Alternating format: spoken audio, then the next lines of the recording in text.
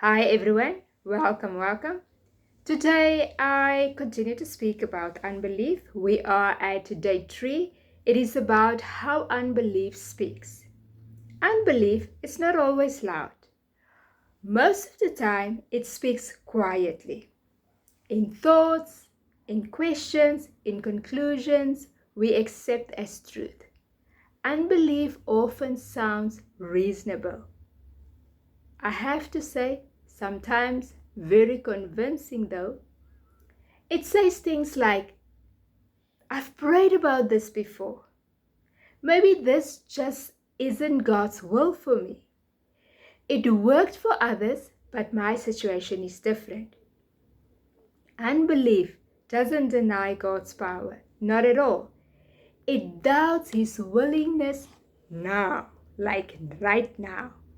So, uh, I want to use the story of uh, David and Goliath. It is in 1 Samuel chapter 17. You can go read the full chapter.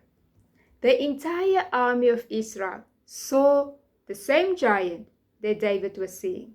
They heard the same threats, but their words reveal their belief.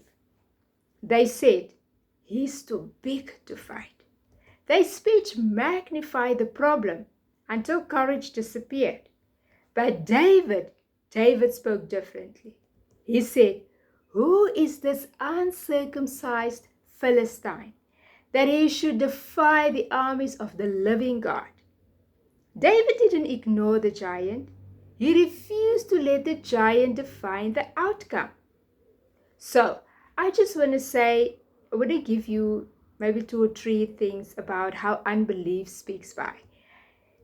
Unbelief speaks by rehearsing the worst case scenario, agreeing with fear instead of promise, talking about the obstacle, then the word, calling delay a denial. I want to bring another verse in Matthew 12, verse 34, where it says, "Brood of vipers, how can you, being evil, speak good things? For out of the abundance of the heart, the mouth speaks." What we repeat reveals what we believe. Unbelief speaks, saying, unbelief actually asks, "What if I fail?" Faith asks, "What if God shows up?" So today, I want to ask you one thing. Pay attention to your language. Pay attention to what you say, because it is very important.